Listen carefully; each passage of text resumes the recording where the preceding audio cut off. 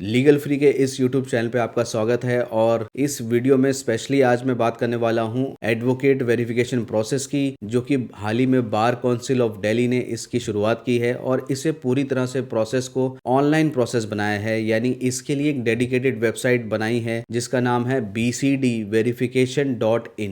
यहाँ पर जाके जितने भी एडवोकेट्स हैं दिल्ली में जिन्होंने अपना एनरोलमेंट करवाया है और जो दिल्ली में प्रैक्टिस कर रहे हैं उन्हें ये फॉर्म फिलअप करना है। तो सबसे पहले चलिए शुरुआत करते हैं इस प्रोसेस को। आखिर हमें कैसे फॉर्म फिलअप करना है और क्या क्या डॉक्यूमेंट हमें अपलोड करने हैं, चलिए शुरुआत करते हैं। तो चलिए सबसे पहले हम bcdverification.in वेबसाइट पे जाते हैं और ये स्पेशली डेडिकेटेड वेबसाइट बनाई गई है एडवोकेट वेरिफिकेशन का प्रोसेस के लिए। और इस वेबसाइट के सामने सबसे पहले आप जैसे ही इस वेबसाइट पे आते हैं तो आप देखेंगे यहाँ पर ये आपका मोबाइल नंबर मांग रहा है।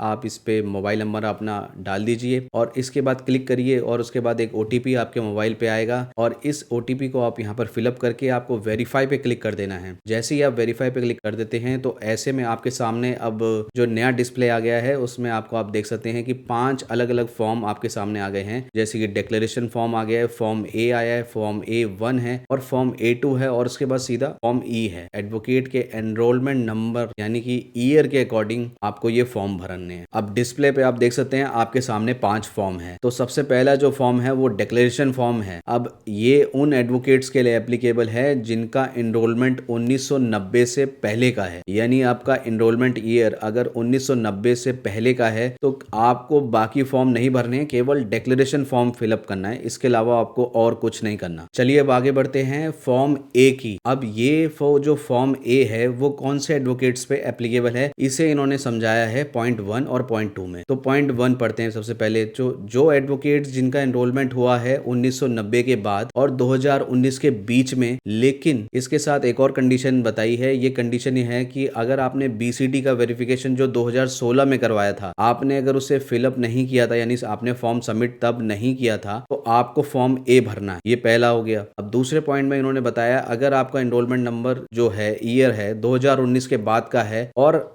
कंडीशन बताई है अगर आपने AIB एग्जाम आपके लिए एप्लीकेबल नहीं है, यानी कि आपका ग्रेजुएशन ईयर जो है 2010 से पहले का है। और मैं आपको बता दूं अगर आपका ग्रेजुएशन ईयर 2010 से पहले का है तो उन पे AIB एग्जाम एप्लीकेबल नहीं होता, उन्हें भी ये फॉर्म ए भरना है। चलिए आगे बात करते हैं फॉर्म A1 कौन से एडवोकेट्स के लिए एप्लीकेबल है। तो मैं आपको बता दूं अगर आपका एनरोलमेंट ईयर 1990 के बाद और 2019 के बीच में आता है और आपने 2016 में हुए BCD वेरिफिकेशन प्रोसेस को ऑलरेडी फिल किया है तो आपके लिए फॉर्म A1 है, ये आपको फिलअप करना है। चलिए आगे बात करते हैं फॉर्म A2 की। अगर आपका एनरोलमेंट ईयर 2019 के बाद का है, यानी कि आपने एनरोलमेंट 2019 के बाद कराया है, चाहे वो 21, 22, 23 या फिर इस साल 24 में कराया हो, तो ये फॉर्म आपके लिए एप्लीकेबल है, फॉर्म A2। अब आखिर में जो फॉर्म E बताया गया है वो उनके लिए एप्लीकेबल है जो हमारे सीनियर एडवोकेट्स हैं और एडवोकेट ऑन रिकॉर्ड। अगर इस कैटेगरी में आप आते हैं तो आपको फॉर्म E फिलअप करना है। फॉर्म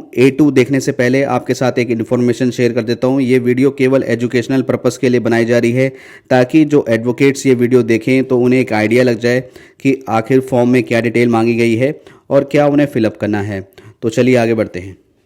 तो जैसे ही हम A2 फॉर्म पे क्लिक करते हैं तो आपके सामने ये जो है आ जाता है और सबसे पहले यहाँ पर आपको अपना नाम लिखना है, फिर enrolment number, father's name, mobile number आपका पहले से ही मेंशन होगा, ईमेल आईडी लिखेंगे, फोटो अपलोड कर देंगे, JPG में आप कर सकते हैं, और डेट ऑफ बर्थ लिखेंगे। फिर आपको एड्रेस अपना लिखना है, ऑफिस एड्रेस है तो वो भी लिख सकते हैं। और चलिए आगे देखते हैं आगे क्या करना है। अब यहाँ पर आप देख सकते हैं यहाँ पर 10th का आपको अपने स्कूल का नाम लिखना है और बोर्ड अगर आपका CBSE बोर्ड है, ग्रेजुएशन की डिटेल डालनी है और लॉ डिग्री जहाँ से आपने ली है, और अगर आपने AIB एग्जाम क्लियर करा है तो आपको ईयर लिखना है। COP उनके लिए एप्लीकेबल है, अगर आपको COP नंबर ऑलरेडी मिल चुका है आप यहाँ मेंशन कर देंगे। तो जैसे कि आप देख सकते हैं यहाँ पर आपको 10th का जो सर्टिफिकेट है यहाँ पर अपलोड कर देना है, पासिंग ईयर लिख देना है, ऐसी ग्रेजुएशन का पासिंग ईयर और LLB का अपना पासिंग ईयर, साथ ही साथ आपको ग्रेजुएशन के डॉक्यूमेंट अपलोड कर देना है और LLB का डॉक्यूमेंट अपलोड कर देना है। अब आगे यहाँ पर इन्होंने ऑक्यूपेशन डिटेल मांगी है तो आप प्लेस ऑफ प्रैक्टिस यहाँ पर फिल अप कर देंगे। अगर आप किसी बार एसोसिएशन के मेंबर है तो यहाँ यहाँ पर आप सिलेक्ट कर लेंगे और यहाँ पर इंपॉर्टेंट डिटेल आप यहाँ पर आपको फिल करनी है तो आप फिल कर सकते हैं। आगे अगर आप पे कोई क्रिमिनल केस या फिर कोई प्रोसीडिंग चल रही है या फिर कंटेम्प्ट प्रोसीडिंग चल रही है, आप यहाँ पर मेंशन कर सकते हैं। अब हम देखिए आप कॉलम 2 में आ गए हैं। यहाँ पर आप एक तरह से डिक्लेरेशन दे रहे हैं कि आप कहाँ पर बार एसोसिएशन में आप वोट देना चाहते हैं, आप फिलअप कर सकते हैं। अगर आपके पास चैम्बर है तो आप चैम्बर की डिटेल भी फिलअप कर सकते हैं। अब यहाँ पर इंपॉर्टेंट देखिए आप ये फुल सिग्नेचर ऑफ डिक्लेरेंट, यानी कि आपको यहाँ पर अपलोड करना है अपना फुल सिग्नेचर, ये जरूर करिएगा। उसके बाद आपको क्लिक कर देना है सेव एंड कंटिन्यू पे। उसके बाद आपको नेक्स्ट जो मैसेज आएगा इसी ग्रीन बटन में आएगा, यहाँ पर लिखा आएगा फाइनल। जैसे ही आप फाइनल पे क्लिक करेंगे तो आपके सामने डिस्प्ले स्क्रीन पे आपके मैसेज आ जाएगा, thanks your verification form has uploaded successfully. और इसका मतलब ये है कि आपका फॉर्म सबमिट हो गया है और साथ ही साथ आपको एसएमएस भी आ जाएगा